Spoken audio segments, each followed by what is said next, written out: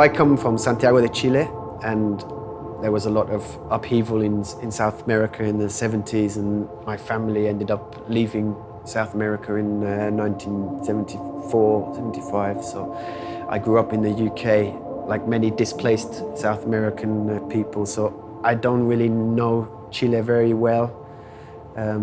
So if you say to me, where do you come from, it's a really difficult question to answer. That's also something to do with techno, isn't it? Because techno doesn't have a place where you say, that's where techno came from. So there's no sense of place.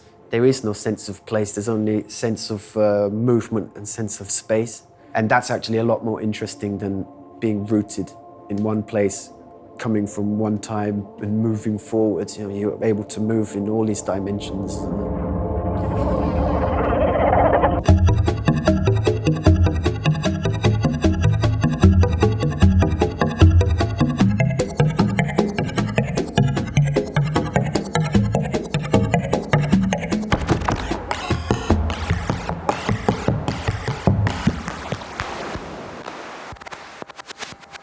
It's easier to look back now at the longer trajectory, but my first EP on Magnetic North, one side was extremely distorted, 150 BPM, and the other side was completely beatless, ambient soundscapes. So the music was really hard and powerful, but at the same time I was very interested in sound. So my ear was always being drawn to these sounds that I was listening to at that time at university. So Morton Subotnick or Stockhausen or you know, these kind of crazy records. It was like a revolution for my music senses, all from different angles at the same time. But I think the physical experience of the club culture, hearing the music on those sound systems in these old supermarkets and that have been turned into clubs for one night, or it was such a visceral experience that I think it was more flowing to explore that physical side of the sound.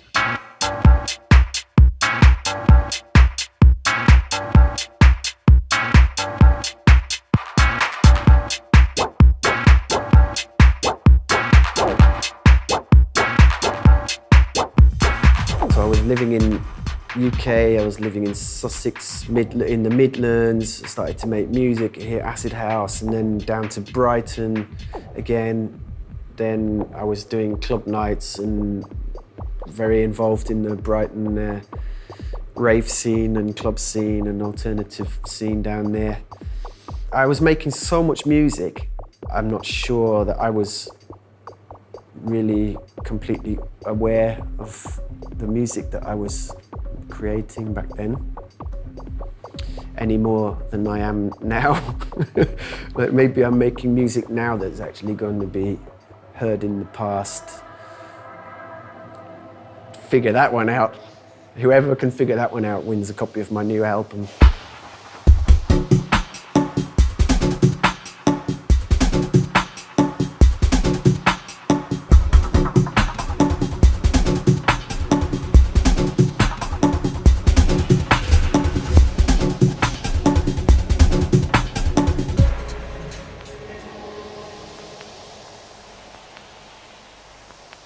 Whenever we hear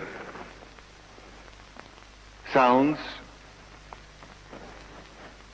we are changed. We are no longer the same after having heard certain sounds. And this is the more the case when we hear organized sounds, organized by another human being, music. So I tried to write some album sleeve notes. This is my 18th solo album, or 19th. I quoted a Stockhausen quote that from one of his lectures that's online somewhere.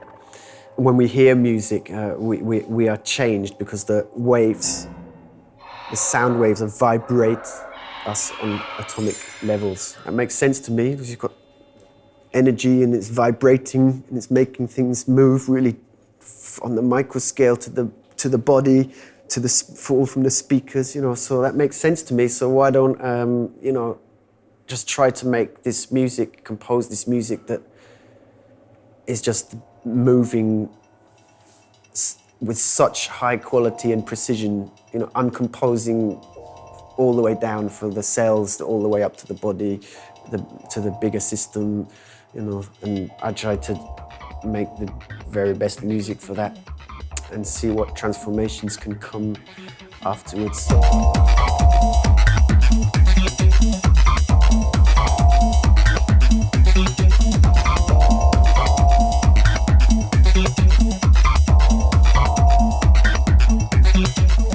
Before club culture, electronic sound was actually very limited in its appeal, and it reached very few people. So that's why it got stuck in academia and also in a very alternative underground scene. And it wasn't that these sounds are difficult to understand, they're immediate. People get it straight away, you know. It's not you don't have to go and study a course in electronic music to understand you know, Phase 4 by Jeff Mills. It just hits you in the face and the guts and everything all at once, doesn't it? So, yeah. So it was a good time, and it is still continues to be a good time for totally abstract sounds, and beats and rhythms, and the power of amplified electronic music.